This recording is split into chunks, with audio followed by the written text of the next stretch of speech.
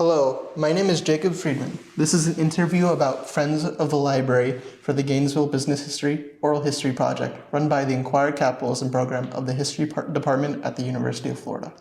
Understand that for us and for the public, the information you're providing is a gift, as it is an incredible historical resource and we dearly appreciate it. This interview will be a part of the UF Oral History collections and the UF Digital collections, and it will also be posted on YouTube. Can you please introduce yourselves? What is your full name, and can you please spell it? Beverly Bartlett, Beverly, Bartlett, Bartlett. What was the second thing? That's it. I'm Margaret Wagner, Margaret Wagener.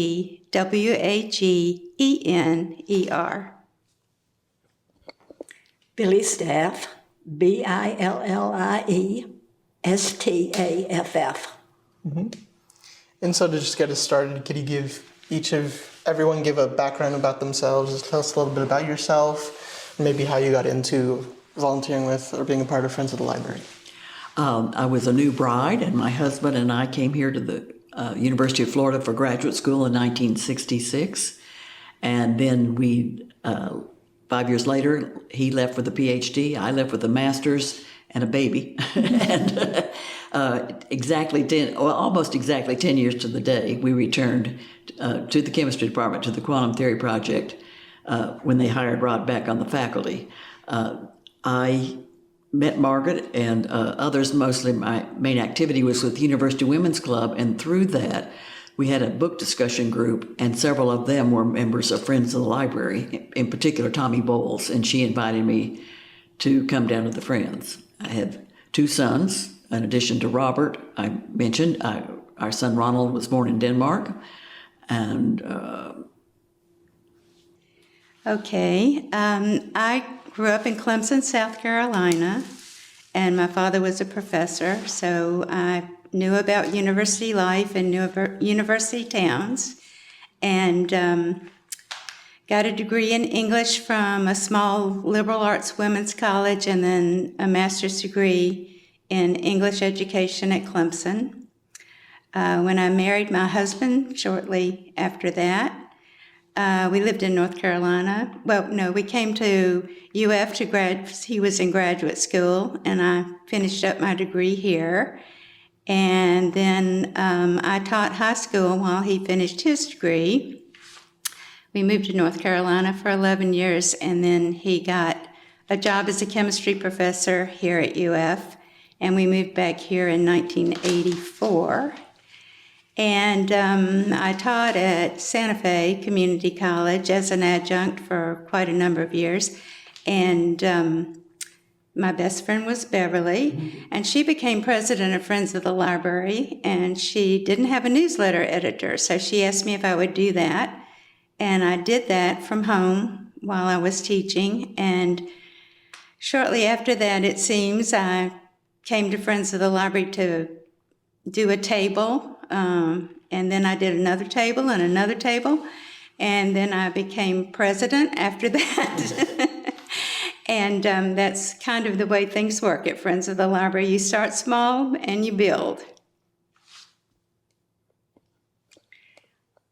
My story is a little bit different. I moved here from Miami in 1991. We moved here because my husband had worked for Easton for years, and we decided to get out of Miami. So we have no professors, we have no college background. We did go to college, so we did do that, but it's a little bit different. I came here, and when I moved here in August of 91, I saw the Booksale advertised, and we had given away all of our books when we left Miami, so I thought, oh, good, let's get some more. And I went to the first book sale and thoroughly enjoyed it. I was totally amazed at what they had here. And I just filled out a form that said I'd like to join, paid my dues, and said, I have computer skills.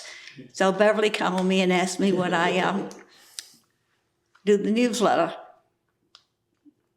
The mailing of it. Margaret wrote the newsletter, and I just kind of like ran the labels off and made sure it got in the mail.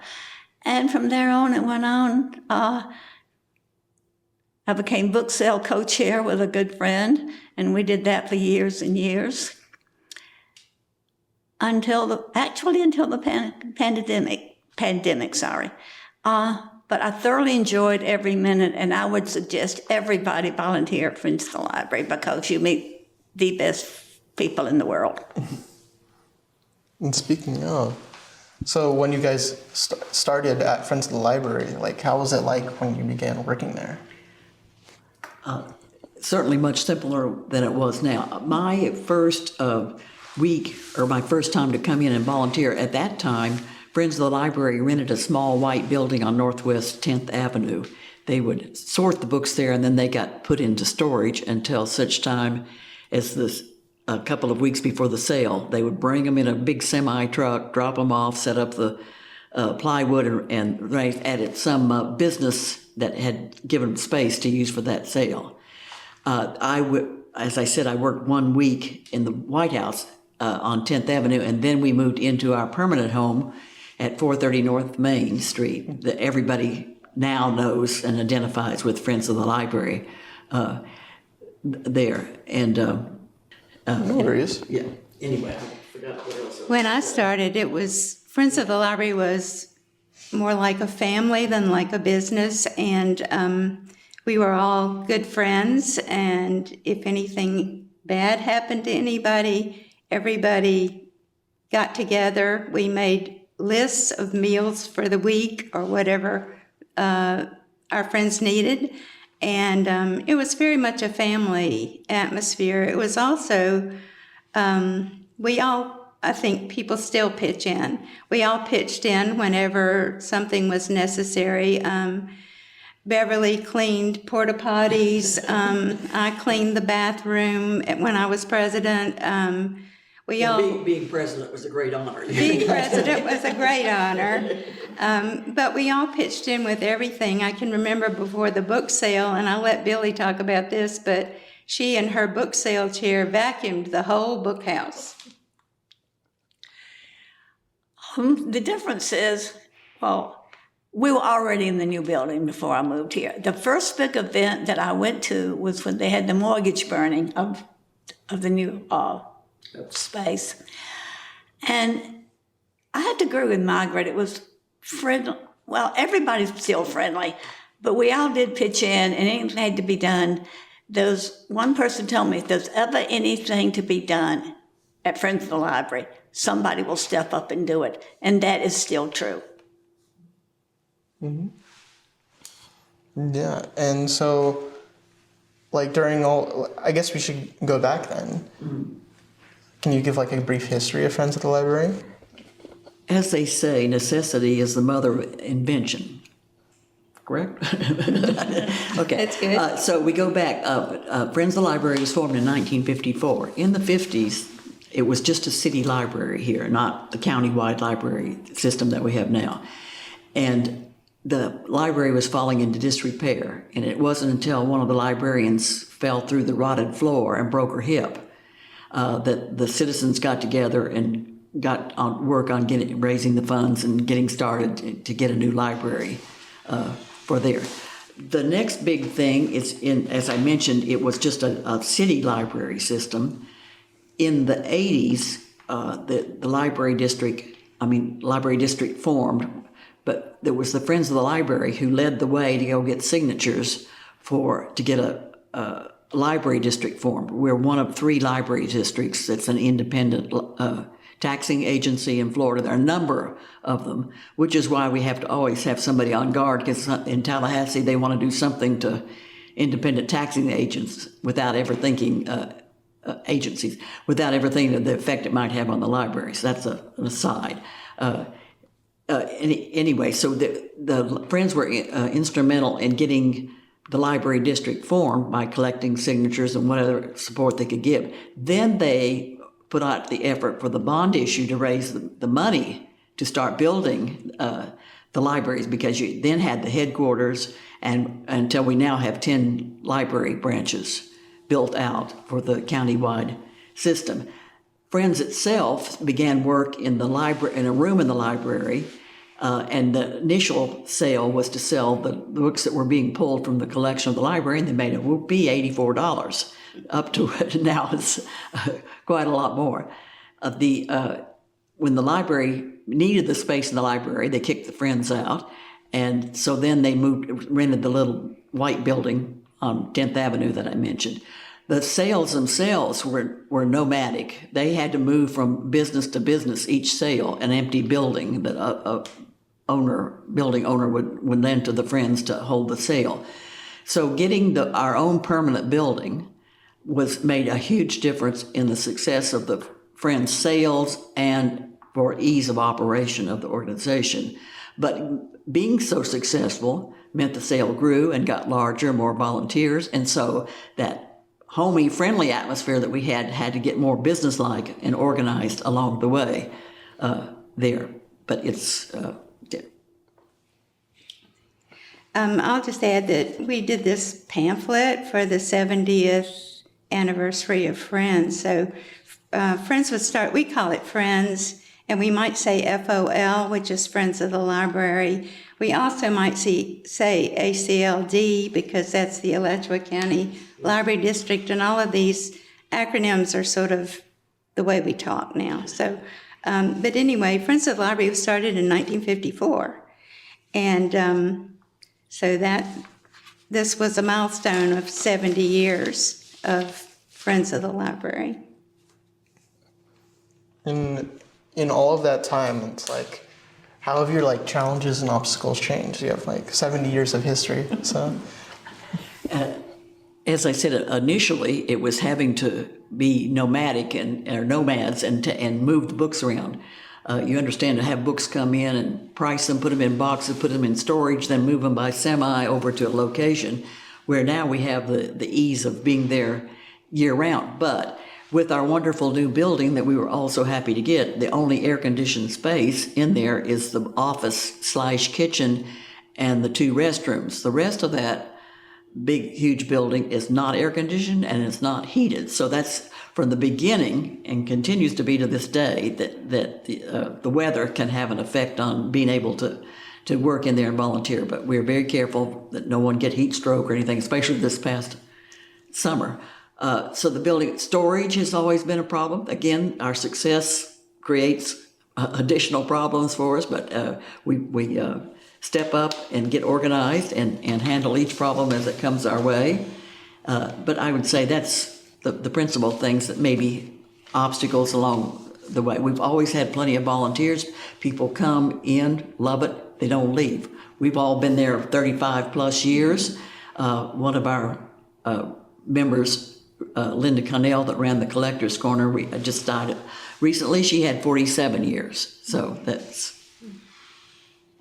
I looked through the notebooks just to check, and I think that Friends of the Library sales were, before we found our new building, they were held in 23 different places, some places more than once, of course. And so you can imagine the storage problems, and we have had to rent rental trucks for books that come in during the sale that we don't have a place for.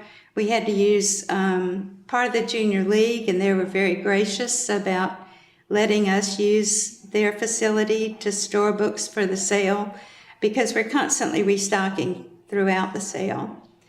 And I'm trying to, one story I heard was that at one time when we were traveling around doing the sale at different places in town, we used a storage closet at Shands Hospital for our books, because one of the volunteers' wives her husband was a doctor at Shands. So, Abby? I guess we're talking about mainly how things have changed over the years. And when I first started there in 91, well, like we said, it was a very small group, very friendly group. Luckily, it grew very slowly, and we could keep up with it. If we had gone from that to this, we couldn't have done it. So much of what has been helpful is the changes in technology, because so many things we could not do just because the technology wasn't there. And one of the things I've been asked to talk about was advertising. before Facebook and Instagram and all these, what we did we would buy a few ads in the newspaper. That was in the good days when you had a newspaper and people got it every morning. I will say the best thing that happened to us for publicity was a columnist here by the name of Gary Kirkland. I don't know if you've heard of him or not, but every year, every book sale, he would come out and write a glowing story about what we had and what we're going to do and how great we were and everybody should come. And we also haunted anything that was free. The Alligator would always list us in their columns about what was going on. The Iguana Country Chronicle would do a few things for us. But mostly what we did was word of mouth, and we printed 500 or 600 flyers, and all of our volunteers were asked to take 10 flyers and put them up in their neighborhood or in businesses around town. So we put flyers up everywhere. We had bookmarks that would go and leave by the cash register everywhere that would let us. And that was basically how we did it. We spent very, very little on advertising. We never had a big advertising budget for the sale. It was primarily word of mouth, but it was always successful. Let me just add at this point, because we wanted to make sure we made this point interjected. Friends has always been 100% volunteers. We have never had paid staff. We've had to pay for some services like janitorial and stuff, but it's always been volunteers. And that's been the one constant in the whole 50 or 70 years that we've had since Friends. And again, I know a lot of what we'll talk about today will be the book sale, but I personally want to emphasize that Friends is more than just the book sale, that we have served the library in other capacities. For instance, I was a trustee. We have a sister organization called the Foundation, and it was established to be for long-term support, investing money and earning it. And the Friends is more of a cash operation. And that's because the Friends would get money or stock donated, or somebody wanted to have some fund, and we just couldn't handle that and handle the book sale too. So it was a natural evolution to get a foundation established too. But the challenges that have been there, each time we rose to the occasion and we did it and had to adjust. That building has been a challenge to us. The back wall, after the year we had several hurricanes in a row, it had to be supported and done up. This past year, that same back wall, they discovered that the roof was not attached to the walls, and we had to come in and have some more work done. The library was always supportive of us by letting their facilities manager come over and give us advice or assist us in that way too, trying to handle that big building, which is wonderful to have. By the way, it's 120 years old or something. It was built, constructed in 1920s or something. It was an automobile dealership, had an oil pit at the back where they changed the oil a long time ago. It got filled in, and the building, the Eli Witt building, they called it, had several reincarnations with other businesses, but then we was purchased and we moved into it, and then the Junior League moved into the other, well, we won't call it half, the other third at the time, because they were also looking for a larger space for their thrift shop. So it was a good cooperative relationship for a number of years until they moved recently, and we were able to acquire their building. We call it the Annex now, in the art and puzzles and games, and others moved in there, and it's been very beneficial because we were able to reduce the number of tents in the parking lot. That was part of our evolution, was having to move outside and use our parking lot as well for express lane, large order area, art tent, that, and now we're able to. Each time it was to make the sale more efficient, and I worked the large order area the first 10 years, and we would hear from, that's where a lot of the dealers that would come through, you have nice conversations with them, and they would always tell us, oh, you're the best organized sale that we go to. We go to probably 20 or 30 sales a year, so that was always a nice compliment. You were talking about the foundation, and they do a lot to support the library as well as we do. And we actually gave the money for the foundation to get started. For Catherine's tree, yeah. Yeah, we gave it to Catherine's tree, $100,000. We pledged, yeah. We pledged $100,000. So that was the start of the foundation. And we paid for the construction of the tree. And we also paid for the design and construction of Catherine's tree. So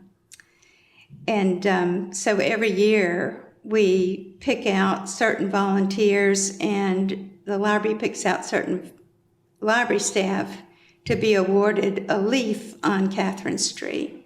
And we usually give a leaf for past presidents and then other volunteers. Booksale chairs and other volunteers who put in a lot of time at Friends of the Library. Yeah. So from what I understand, you guys recently expanded and now encompass that whole building with since around the pandemic that happened. And I understand that because of that, there were some difficulties managing that mortgage. And I was told, how did it go all around the pandemic, managing that expansion, all that sort of stuff? No, the expansion into the junior league space was not associated with COVID, but we did have, again, unique problems because of the, we can call it pandemic, COVID, whatever, because at the time, nobody knew really what this disease was and how much you could do. So we had to plan on what do you do with donations coming in. So we would spread the donations all out on the tables, wearing gloves and face masks, and leave them for 3 or 4 days, because that was the best advice that we could get, and then come in and pack them up and save them. But a unique way of, because we were accumulating so many books, and we use the term books, but I should say the book sale is much more than just books. We have puzzles and games, maps, CDs, all the music stuff, records, the vinyl records, but I'm off on a tangent here. Items of art. Yes, and art. And so they were very creative. They came up with what they called Books for Bob. And people could call in and order, because we didn't use all the categories, which we might throw in that we're probably about 80 categories that we divide items into. They would, the main ones, the children's books, the cookbooks, the fiction, nonfiction books, our volunteers would bag up. And they would charge, it was $25 a bag, 20 or 25 a bag, with more than that in value in the bag. But people would call in, and that was the first time we took credit cards, which made us move on to that, because it was becoming reasonable to use credit cards, because before that, the cost of using credit cards, the fees and things you paid, the equipment you had to buy, wasn't feasible for us. But anyway, the people would pay for the bag of books, tell them what categories they wanted, and maybe they might buy 5 bags, 6 bags, 1 bag, whatever. They would give them a credit card, and then on an appointed day, they would pull into the parking lot, not get out of their car. The volunteer would get their name, go in, get their bags, bring them out, put them in their trunk. So as far as the virus was concerned, everybody was being distancing and as safe as possible. But it really was, we made some money to keep going. We helped move along the books. And I don't know, this might be a good time to just interject tangentially that not only do we consider all the money we raise from our book sale to benefit the library, but we think we're a huge benefit to Gainesville and Alachua County, because we're probably one of the biggest recycling projects around. If you go in at the beginning of a book sale and look at that 15,000 square foot warehouse, see all the books, and when they're gone at the end of 5 days later, they didn't go in the landfill. Okay, so we estimate that we have 500,000 books at each book sale. We have 2 book sales a year, so we're recycling 1 million books a year for Alachua County. And not only are we recycling books, but like we said, we have records and CDs and DVDs and art, and we're recycling all that too. So, yeah, how does the Friends of the Library typically acquire books and materials like that? okay, we get books and items in 3 different ways. The first way And the way we get most of our books is from the community. And so people can bring their books to any library branch, and the library has brown bins that they can put their books in, and then the library brings those books to us. We get a delivery once a week, more than that now, probably. And then we also, people in the community bring their books to the book house when we're open, and that's how we like to get the books. But if they can't come by when we're open, and we're open 6 days a week, they can put them in library bins that are in the parking lot. And as soon as we come in the morning, we empty those bins first so that more can come in to them. And then the second way we get books is from what the library pulls from their collection. We estimate that is maybe 5% of what we sell, could be less. And they pull books because books haven't been checked out in a long time, or they have lots of copies of one book. When they're bestsellers, they buy a number of books because they have so many requests for one book, and they want to get the books out to the community, give the community what they need, so they buy extra copies. And then the third way we get books is, and this is probably 1% or less, from the bookstores. Yeah. And or from stores that are closing. For instance, if a record shop closes and they have records left, we might go in and pick them up, or they might bring them to us. I think when Books A Million closed, we got a few books, but mostly we get our books from the community, and we're so grateful to the community for giving us all these books that we can recycle and get back to people who want them. That's one of the real joys of working at Friends of the Library, is that you're giving books, and specific books, to people who want them and can't maybe find them anywhere else, or at least can't find them for a good price anywhere else. And we do thank Book Gallery West, because they're a regular, their overflow she passes along to us. I just wanted to add kind of an interesting anecdote, is having done the math table for years, when a professor in town dies, because they usually have their name in the book, I will get a number of books all at once, and other categories do too. The interesting thing is we speculate that probably a grandchild comes to town and is faced with all these books and says, well, what do we do with these books? And somebody says, oh, take them to Friends of the Library. But we have had some extremely valuable books, probably accidentally donated, but we had done what we had our original, first edition Hemingway, autographed Hemingway book a few years back, and things. So it's always interesting. And it's also, I might say, it's interesting what you find in the books. Some photographs that maybe shouldn't be in there, money. But if, for instance, somebody had a savings bond in there or something, we make every attempt, if something is in a book, to return it to them if we can. Or if they call and say, I accidentally donated a book I really want back, we say, come on in and get it. And occasionally it'll be, oh, my son checked out this library book and it got in there. So we would have returned it to the library anyway, but they did that. This might be a time to say something about the Collector's Corner, talking about what we found in books. We found a letter from Lindbergh in a book one time, and that was very valuable.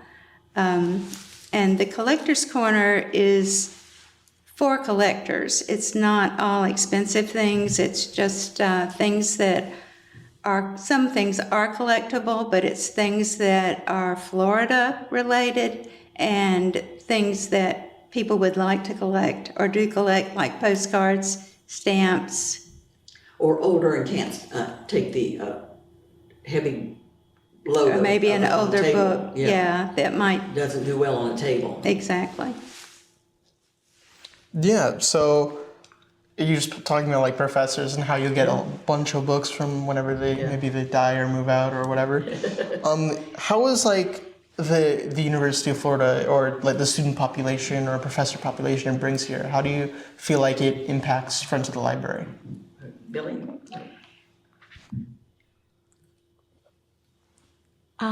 Actually, I would say, well, like Beverly says, if we get a professor's books, but we don't really get a lot of shoppers from the Friends of the Library, unless they are collectors or looking for something different.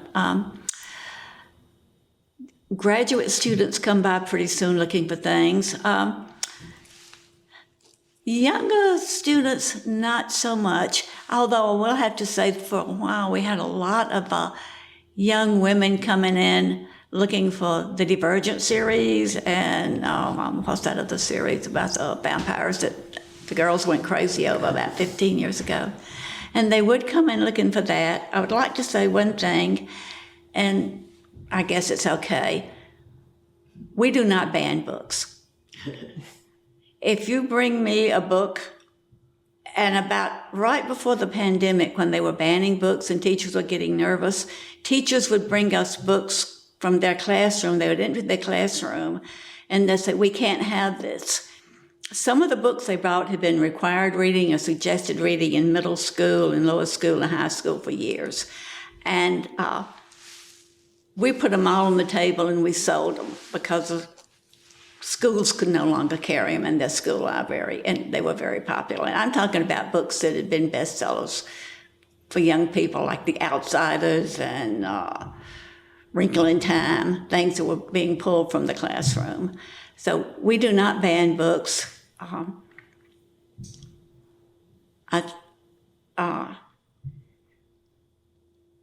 don't know what else to say about that. It's just that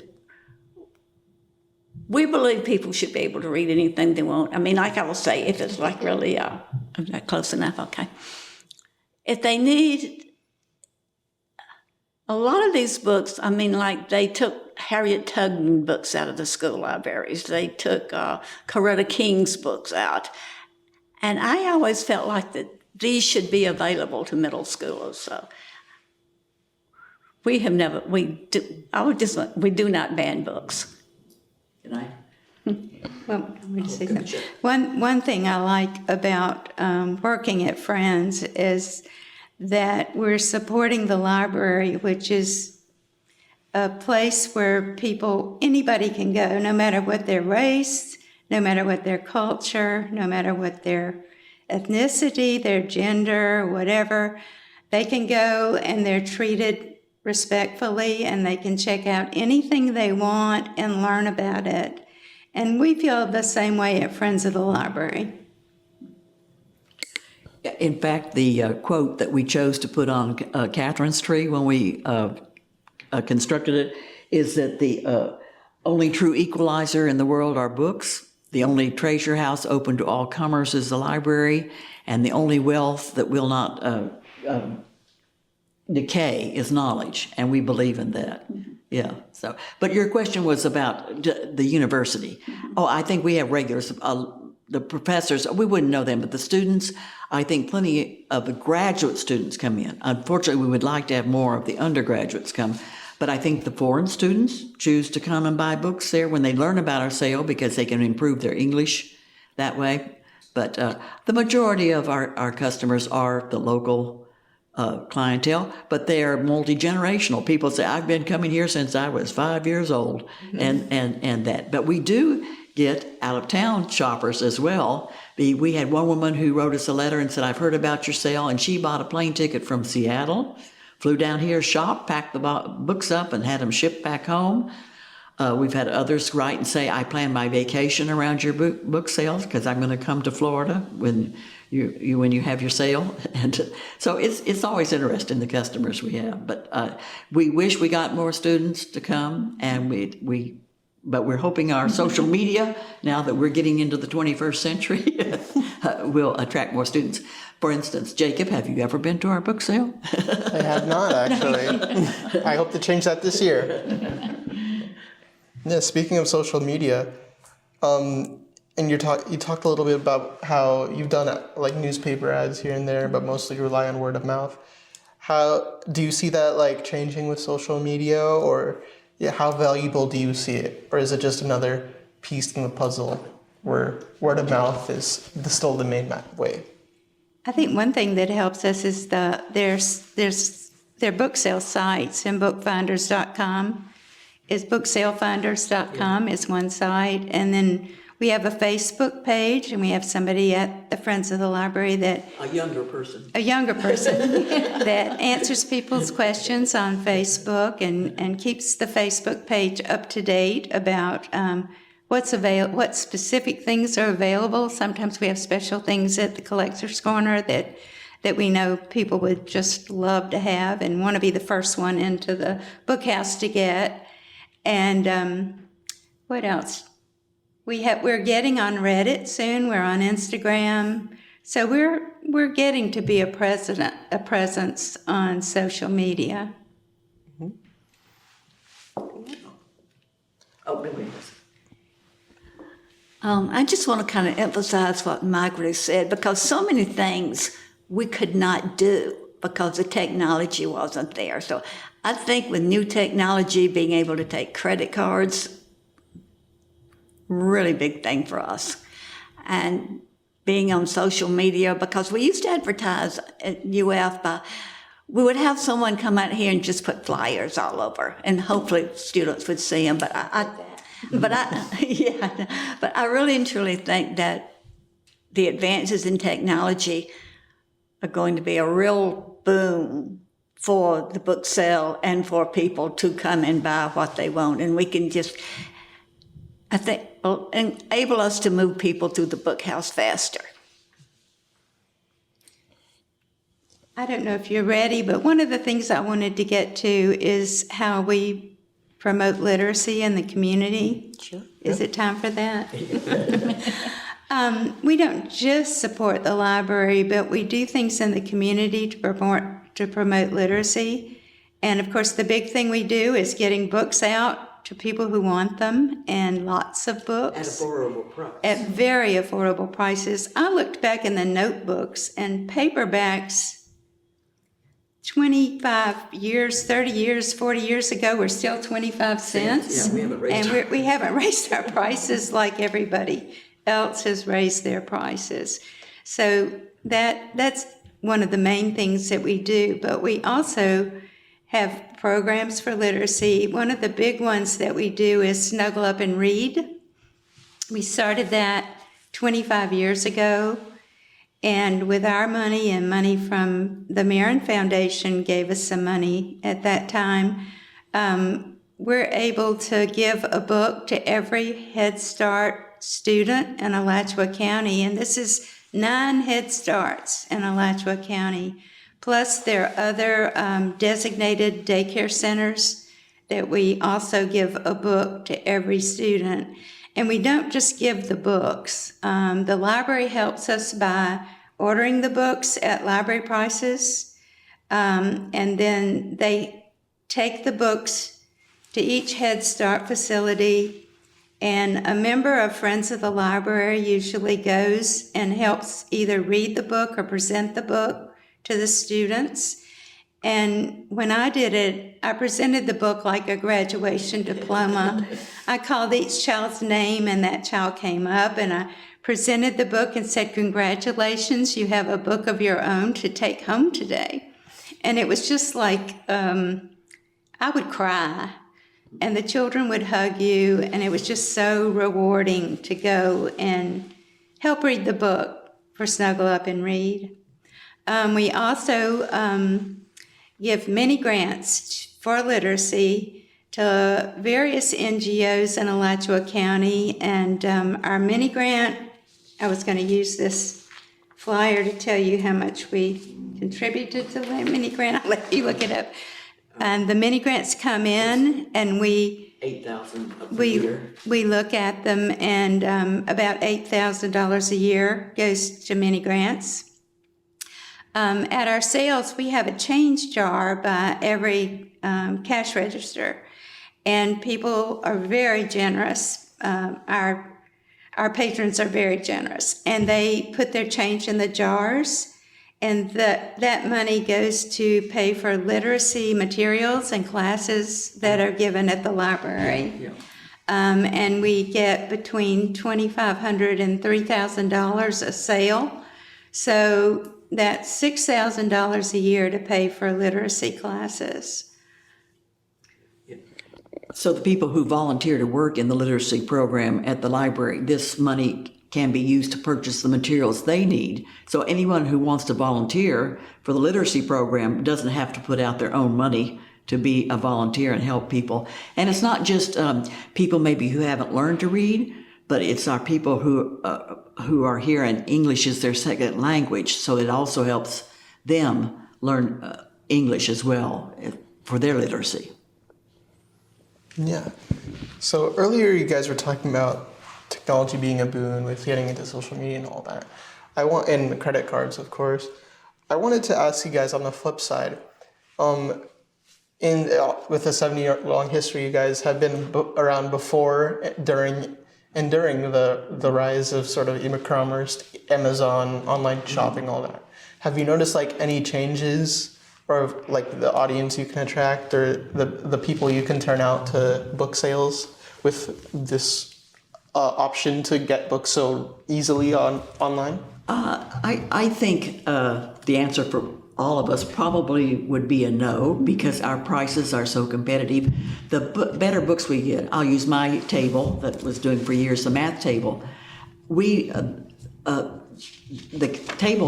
call them table coordinators, but they're in different places too. But the people who actually price the books, we look up. We have the same online resources other people do that look up the prices and see what they're selling for online. And normally we take about the lowest price that book, that age, that year, condition. I mean, all of them are in good condition, and we put a fourth to a third on there. So we beat the price of any online people selling books that come. One thing I will say is when ebooks, Kindles, and Nooks came out, was so popular a few years ago, people would come to us and say, "Oh, it's a shame you're not going to have a book sale anymore. Nobody's going to ever want a real book." Well, I personally poo-pooed that because, and I know a lot of it is a generational thing. A lot of us like to hold the book in our hand and have it and have a book. And we don't want to read online. We don't want to read them. Kindles and Nooks have their places, and I understand why people use them. But I never saw a fall off in our book sales because people were reading or downloading things. That just did not happen. It's interesting how things change and things remain the same. My daughter-in-law told me that this summer, the thing at the pool to do, if you're a girl, is to sit and read a paperback book.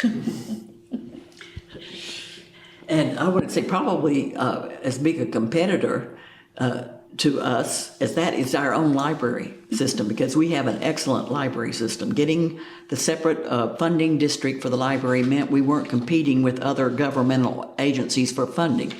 And so we've been well funded, well organized, but you can get an awful lot of ebooks at the library, which I do. So I think they're as much of a competitor as the online services. During the first COVID year, I read 70 books, and I couldn't go to the library to get them because I have an immunity problem. And I got those 70 books digitally from the library, and I showed my husband how much money I had saved by using the library, and he was shocked. Yeah, I think you can really see that even in spite of all that Friends of the Library is like continuing and it's doing great. Like I visited about a month ago now, and it's filled with books. And so now I'm wondering what does that process look like? The volunteering process of from receiving the book to the sale. I'll speak to that because I trained volunteers for a number of years. And so we have our volunteers divided into certain jobs. And when people first volunteer, they usually start as a sorter. And that means they take the books that come into the book house, and that we have a big sorting table similar to what you have here. And it has category names on the table. And we have over 67 categories that items go to. So they have to decide, where does this book go? And they put it in a certain category. And then at the end of their shift, which is usually a 3-hour shift, they collect all the books and take them to the tables. So you'll have a cooking table. All the ones sorted to cooking will go to cooking. All the ones sorted history will go to history, and so on and so forth. And then we have table coordinators, and those are the people who get the tables ready for the sale. So they organize the books and price the books and make sure everything is perfect before the sale. And for instance, when I did the classics table, I organized into English, British writers on one side, American writers on the other side, and then world literature against the wall. And then I wanted to bring some of the better writers over into the classic section just to get them away from some of the popular but not quite as literary writers. And so I had a section called Contemporary Classics, which is sort of an opposite thing, but those people were interested in getting those writers. So every table is organized according to what the table coordinator thinks would help people find the book. And then the things that are collectible go to Collector's Corner. And Collector's Corner sometimes goes through the trash to get things that sorters have thrown away by mistake that they thought were in poor condition but are actually prized possessions or things that people would want to have. Did I miss something? No, I was just going to add that the sorters are to put everything in the category given unless somehow the book's damaged, falling apart, smokers maybe owned it before, or smelly. Otherwise, it's up to I'll call it the category coordinator, to makes the final decision of what to keep and what not to keep. It's not to say we keep every last donation that comes in, because obviously some people would feel guilty about throwing a book away that needs to be thrown away, but they leave that up to us to take care of and ease their conscience. Yeah. Yeah, and Okay, I just really want to say one thing to what Margaret said. Is basically what I did was that she would train, I would set up for the book sale. Yes, what strengths we bring. My strength that I brought was I'm an organizer. If you give me 10 things and say organize them, you'll get them back perfectly. So a few things about the book sale, we always wanted to move people in and out. We did have a lot of security. I don't know if you go to our book sale, we had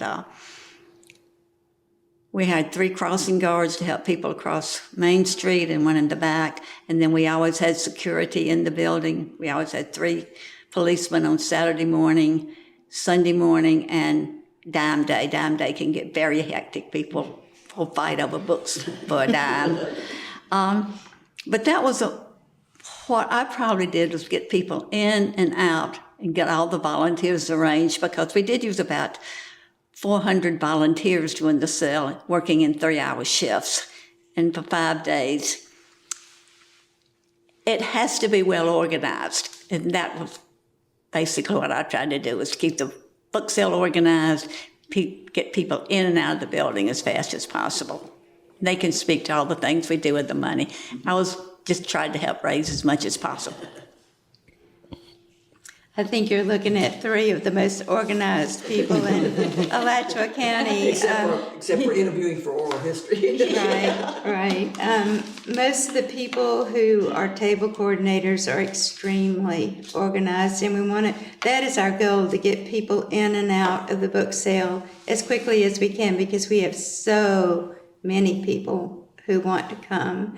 And so, for instance, I put all my authors in alphabetical order, and I knew it wouldn't last, but I thought, well, for the first 3 or 4 hours, it will get people in and out. And besides that, I had a great time putting things in alphabetical order. It made me feel good because then I know how many Hemingways I have, how many Faulkners I have, how many Jane Austens I have, and that just was a really good feeling. Yeah, and so you spoke about having 400 volunteers during the sale. How much do you have during like in currently or like during that sort of routine organizing, and has it like grown over time? Has it remained stable, like that sort of thing? I'm sure it's grown over time, but right now we have 150, about 150. Of course, it fluctuates, but they come in summer, winter, fall, and spring. In the winter, it's very cold. We don't have heat. And so some of us wear gloves with the fingers out, and we wear jackets. In the summertime, it's so hot that you really have to sometimes take breaks. We have some workers who are 90 years old and over, and we encourage breaks. We have workers who are in their 20s and workers who are in their 90s. It's a big family. The mathematician in me wants to say the same 150, most of those do come in and work during the sale. Yeah. And of the 400, those are maybe 250 people because they're working multiple shifts. Mm-hmm. So I don't want somebody to think historically that we rounded up 400 volunteers. Right. But we all, everybody does multiple jobs at Friends of the Library. And like Billy said a while ago, and Beverly and I, as president, if there's ever a need, somebody steps up. If you ask somebody to do something, they do it. There is a very small percentage of people who will say no when you ask them to do something. And if they say no, it's because they're going to be out of town, they're going to have surgery. They really can't do it. Otherwise, they say yes. So you have there the human component of organizing it all. And next thing I just wanted to ask was, what does like book and record keeping look like for all this? Obviously you have 500,000 books. It's like, how do you keep track of all of this? I guess I'm the designated one to answer that, having served as treasurer for 17 years. Again, as we've slowly grown, our bookkeeping system and et cetera got more sophisticated. We do follow the law and have our books, the CPA that does our tax return for us and things. But as we've grown, we've gotten along the way. I'll say this, one thing is Friends has kept very accurate records. It makes it easy to go back and stuff. The scrapbooks, the histories, the reporting on things has been well maintained the whole time. Well, Margaret wanted me to show the organization. We need to talk about the organization. But for instance, this is the tracking of the book sales over the years, and you can see it's perfect. Oh, you didn't have the mic, so you may not have been recorded. Sorry. So. That's okay. You can say it. Okay. And what was your? Do you have a second part of your question? What was your? No, just about your book and record keeping and how you go through it, and it's changed over time. Yes, and the person who took over the job from me for treasurer a couple of years ago, he's also, by his professional experience, is quite capable and doing it there. And then we have, as we showed the organizational chart here, it's been necessary over time to get a more formal organization format for people to follow. I think one of your questions about organization was, what is our organization? How is it structured? And we have an executive board, and then they're elected by the members of Friends of the Library at the annual meeting, and then we have various standing committees. You want to talk about the committees at all? Well, it's just that, It's run like a it's Small basically corporation. run like a small corporation now. And the standing committees are things like the operations committee, the Booksale committee, obviously, the community outreach committee, communications and records committees, and those are appointed by the president, by the executive board, yeah. When it was smaller, they were appointed by the president. Now they're appointed by the executive board. And this executive board, you said, is elected, is it like once every year? Mm-hmm. And I guess in terms of the committees, it's like, what are the timelines on this? I assume it's, Friends of the Library didn't start with all these committees all at once. Was it like stages through which they were added? Well, they've evolved, and we have a couple of volunteers now that are retired military, and they have this flow chart that they've learned. But it's as you expand, you have more need for people. But it helps in that people know what their duties are and that they don't overlap. But it means that if there's something with the building itself, there's a committee that handles that. If it's the people working in the building, that's a different committee, and that's their responsibility. So, And we've always had a big board, a very big board. Even when we were a small organization, we had a board of 25 people, and we just weren't so formally organized. we weren't as formally organized, but we've always tried to be very inclusive.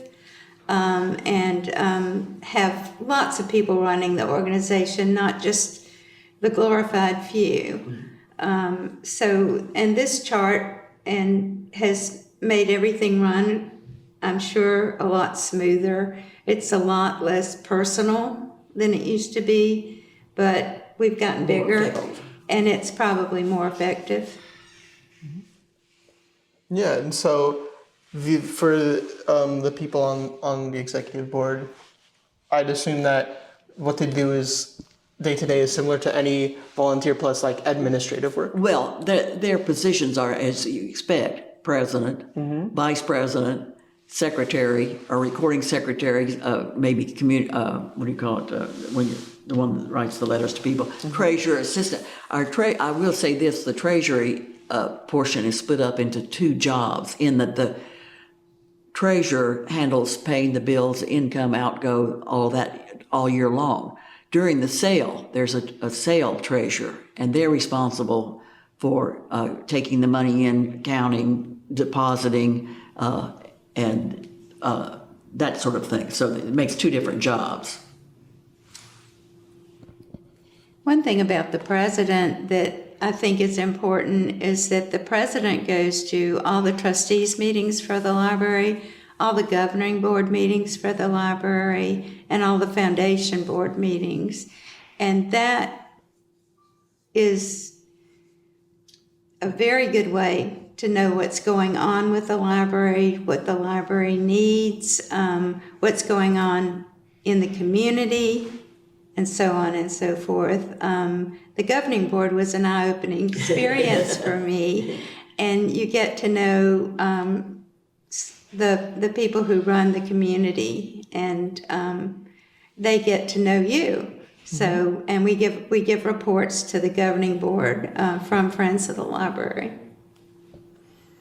And so obviously you have your relationship with the Alachua County Library District. Is there anything with the city of Gainesville itself? I was going to speak to that, but I've forgotten what I was going to say. I'll just say this. I would like to speak a little more to the relationship with the library. The success of the library and the success of Friends have grown hand in hand, and along with our sister organization, the Foundation. And that's because we've had this wonderful relationship with the library director, the administrative staff, and they with us, because going to other meetings around the state, Library Day in Tallahassee, where you had other Friends groups report, that's not always the case. So we've been very lucky. And I think part of the reason for that too, a little bit, is one of the ways that we benefit the library is we give scholarships so that every staff member can continue their education, because the more homegrown professional librarians that you have, your library is that much better. And we have probably, any idea how many people have gotten their library degree through us, 50 or more at least, yeah. I do remember one student that we put through community college, and then we put him through University of Florida, and then we put him through a master's degree. With a scholarship from Friends of the Library. So that was one success story, but there are many. But what we pay for scholarships is a small part of their cost, but at least it encourages them. It might be the impetus to keep studying and keep going. And when did you start doing the scholarship?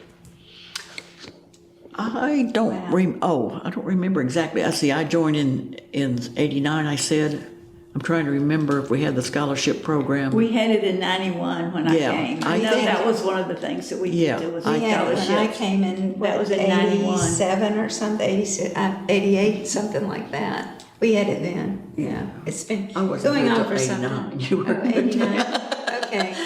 No, but it's, I'm trying to remember, but I think from maybe in the early 70s, the scholarship program started. Mm-hmm.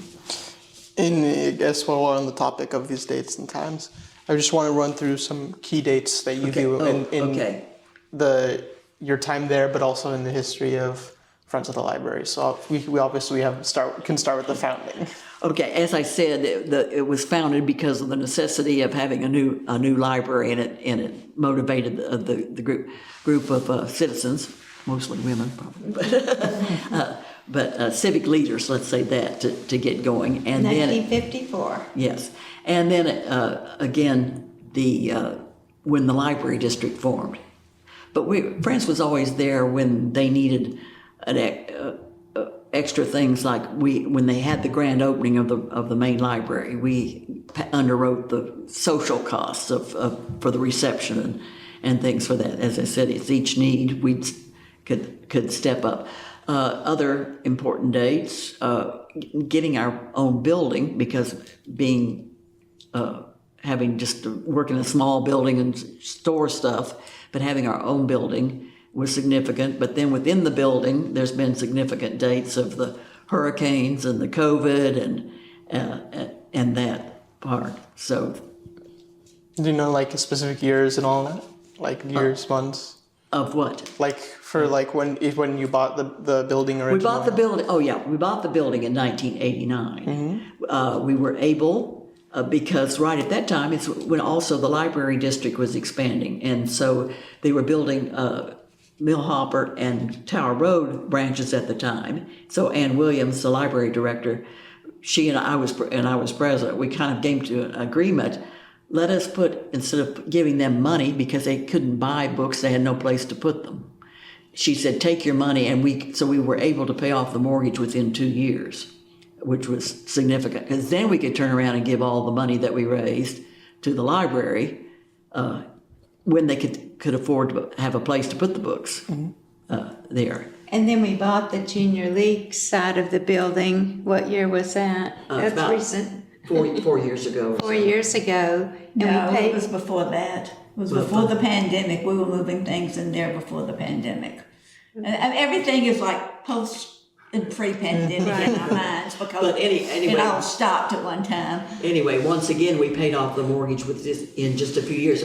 But I'll say that each time we had the mortgage, we also had mostly members, but others, individuals, make rather large donations too, several $1,000s each to help pay. But we were proud of the fact that we didn't carry a big mortgage. And in fact, we got a nice rate from the bank because they said, we know we can trust you to pay off the mortgage. So I think it's interesting that our overhead is, of course, what we pay for materials for the book sale and what we pay supplies and for the security and the traffic control, and what we pay for the maintenance of a very old building. And otherwise, we don't have overhead because we don't pay any staff and never have. Yeah.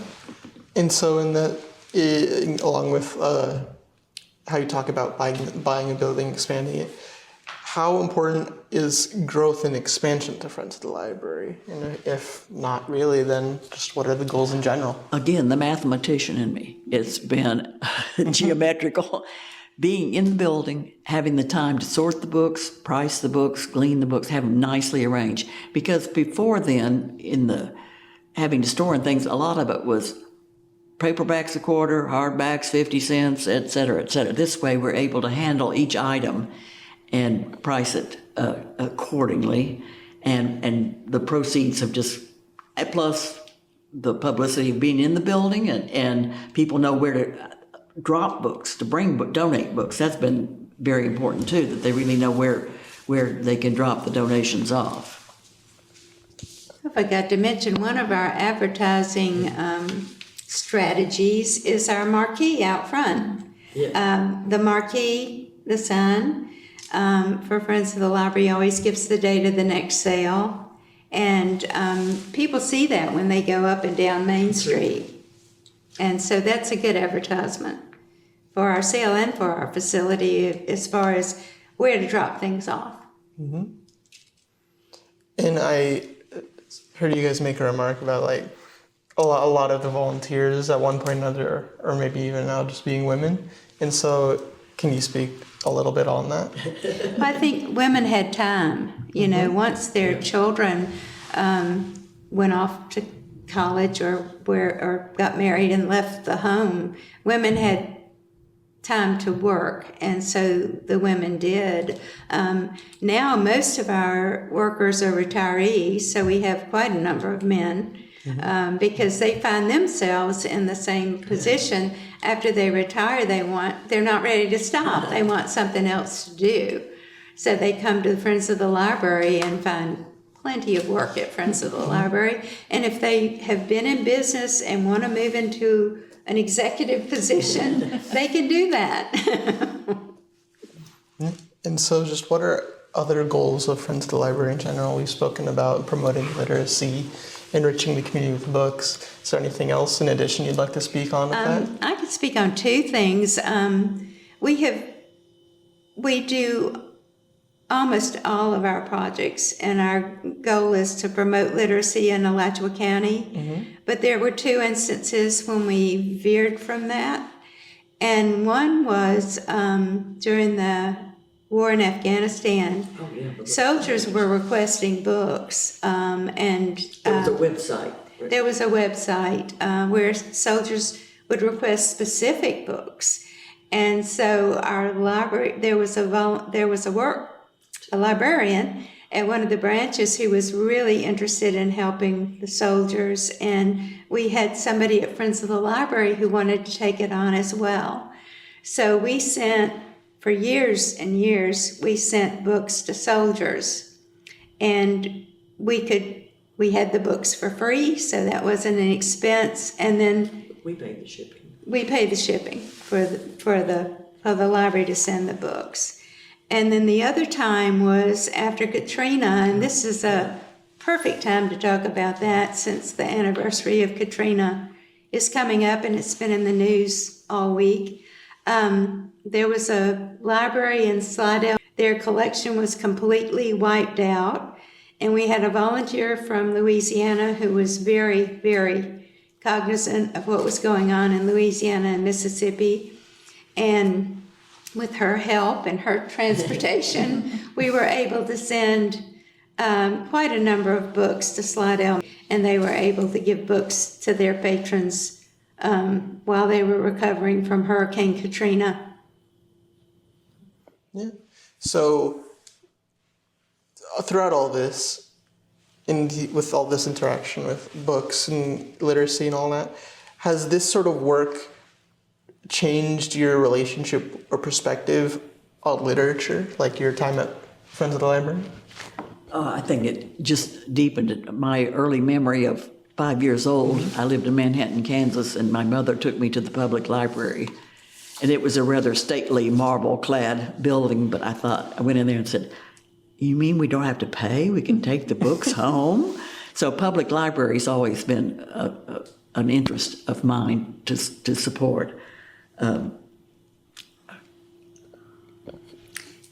I've always been a reader. I've always loved to read, and my father would drop me off at the University Library in Clemson, and he would drop me off in the morning when he went to work, and he'd pick me up at lunchtime to take me home. So I've always been a reader, but what has been so gratifying is knowing that this whole community is a community of readers, and they're all interested in books and knowledge. And I think, too, getting books out to other people and promoting their literacy as well. Okay, I'm going to go back a little bit further. Why I love the public library is at the time I was learning to read was the beginning of World War II. And people don't remember that during the war, books were not published. Paper, everything that you needed to print a book was going to the war effort. So if it hadn't been for the public library, I grew up in Atlanta, and we could ride the streetcars then, and we could go to the library once a week to downtown Atlanta and bring books home. If it hadn't been for that, I don't think I would have had a book till I was 11 years old. So I've always been a big supporter of the public library and the public schools. I just think it is very valuable, and I do not understand why people don't use the library more. It's such a great, great, great advantage to this city.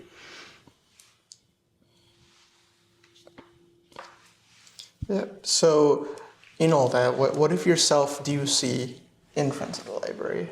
I assume working so long, you've built it with your own hands. Well, so. I hope I've left a mark, but there's many qualified people down there. Yeah, I've seen it grow and from what it was, but there's others that were there that worked when it was moving around and unloading the boxes of books. I just have been grateful to have been a part of all of this because I said in the beginning, though, we're more than just the book sale, the Friends of the Library, supporting the library, and we're happy to do the things we do. People don't realize one of the ways that we helped the library out was they gave us a budget every year of how they were going to spend the money, because we would give them a number and say, we'll at least do this.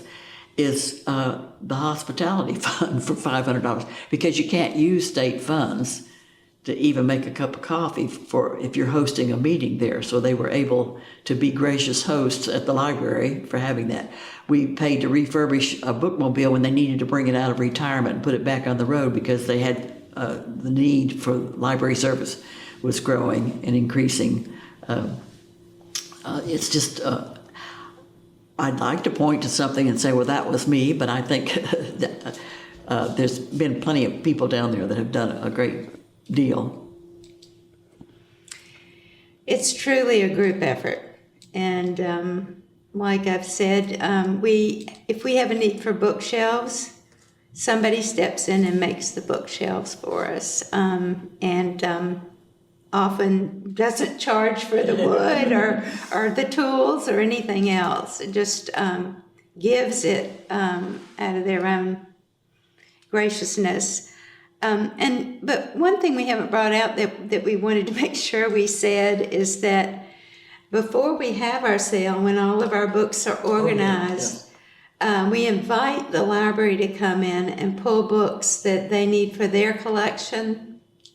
And they often pull paperbacks because they need extra paperbacks. The paperbacks tear up easily and are gone in a hurry, so they need supplemental books, and they pull a lot of books from our collection. We don't miss them because we have half a million, but we end up saving them $30,000 or more. For sale. Yeah, by letting them have our books. They don't have to buy the books. They get them from us, and that's a big boon to the library collection. So, expanding on that, what are you most proud of in that sense? Answer that one first one, I think. What am I most proud of? I'm just really proud to be able to support literacy, I think, and to support the library. It's meant a lot to me, and I have done a little bit to help, but I'm part of a larger community that's done a lot to help, and that's just a good feeling to be able to do that. I think I'm most proud of the fact that for years, 16 or 17 years, I was a Booksale chair. And I'll let these other people talk about what we do in the community. I'm the most proud of the fact that I worked very hard to keep the Booksale going, to bring the money in. Because if we don't have a good book sale, we can't do anything else we want to do. So I think that was where that my strength was in like being there 3 to 4 days, all day, every week, make sure that the book house was kept in order, make sure the table coordinators kept up, kind of like giving me a little pep talk about a week before the sale, you've got to finish your table. And just working with trying to keep table coordinators and keep them on there, making sure that somebody was always doing the work. So I just feel like that, and I'm like Margaret, it was a part of a community that I loved, and I love working with the people. And I do think that actually that we did a very good job, and we do a very good job, and we want to continue to be able to have the money to do the things in the community that need to be done, and I think we will. Oh, I think I'm most proud of because we have such a wonderful relationship with our library, and we do make a difference in our community with what we accomplish and help the library with. Besides just being involved with friends, I was also on the board of trustees and in the foundation board for 18 years and got off, and now I'm back on as of this year. So I'm just proud to have been a part of all of this. I'd like to, just made me think of it, one little aside, while Billy was chairman, I didn't think I was ever worried about finishing my table, but subconsciously I may have been, because one night, 1 week before the sale, I woke up or I had a dream that I hadn't even started on my table. But I was going to go in and tell Billy, don't worry, I'm going to pack up all my boxes or books in boxes and get them out of the way.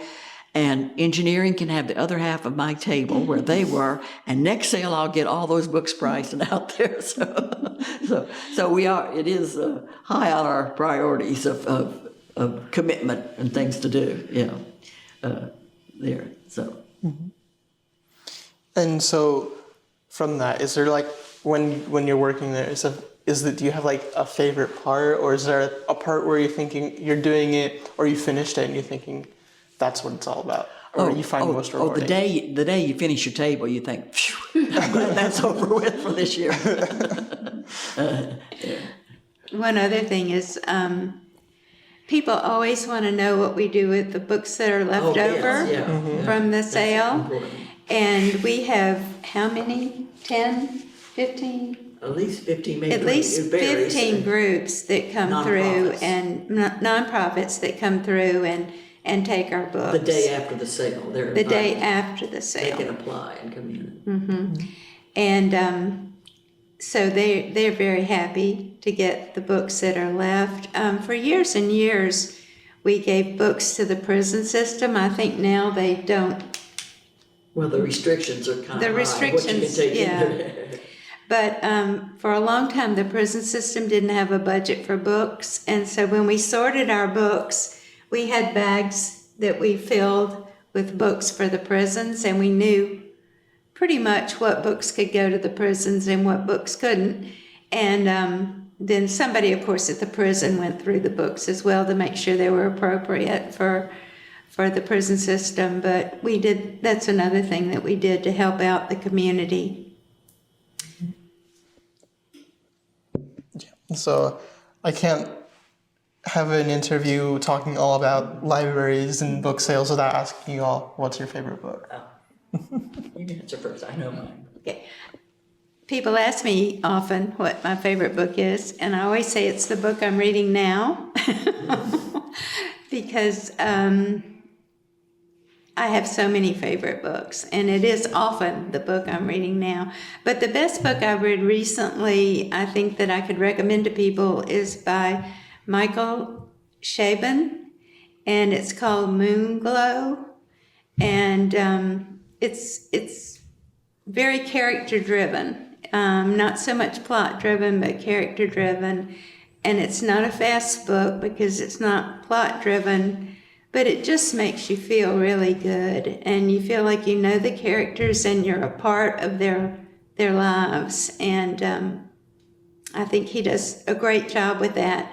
And then while I was reading, soon after Michael Chabon, I couldn't find anything to read in fiction, which I usually read literary fiction. And so I started on the Anthony Horowitz mysteries, and I've totally enjoyed those too. So those are two of my favorites. Okay, I read a lot of books, and I pretty much enjoy all of them. I can't think of a favorite book as an adult. I would say if I was going to recommend, the one book I recommend to anybody who's looking for nonfiction, I tell them to read Longitude. The short book tells a great story, but I go all the way back to childhood. I guess I look back, and when I think of what was my favorite book, I would go back to Secret Garden or Mary Poppins or Dr. Dolittle. Those made big impressions on me as a child, and I can't really think of a favorite book I read as an adult. I mean, I like them all. But a favorite is hard to pick. Well, I'll answer your question. I do have a favorite that I keep on the bedside there. Bill Bryson's A Short History of Nearly Everything, because I think that it covers all the general sciences from biology, chemistry, physics, astronomy, etc. And if every person would read that book, it's written for the general reader, because Bill Bryson isn't a scientist, but it answers a lot of basic questions. It also, what makes it interesting is you realize that the life of scientists, sometimes you're cheated out of what you deserve to do. Others come by it by chance, and others. But it's so anytime I wake up in the middle of the night and need something to read, because you can open the book to any page to me and read it, and it's of interest. But that would be my favorite book. All right. Is there anything else you guys would like to mention? I'm sure there is, but we'll think of it later. Probably keep talking for a while. Yeah, we can talk forever. Anything else before we wrap up? No, just reiterate, we're all 100% volunteer organization. We've created a wonderful thing in Gainesville, and I'm sure people appreciate it, but the others don't. One time, one of our volunteers on a Saturday at a book sale, his friend was in shopping and had been telling him about the book sale at Cornell.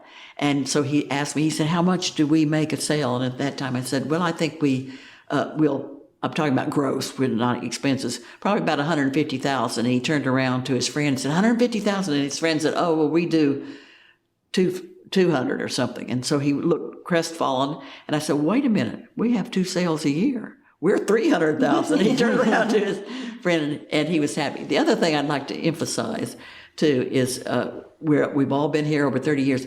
We have wonderful library here. It needs to be but not just the library, it's wonderful library directors, the 3 I've known, Ann Williams, and I knew I'd forget. Jenny Livingston. But in between was Saul Hirsch. Yeah, Saul Hirsch.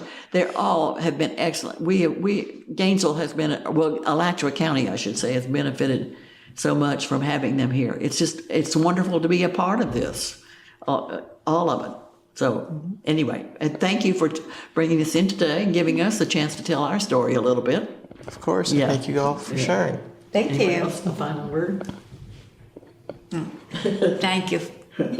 Of course. We appreciate being able to tell our story. Thank you. Of course.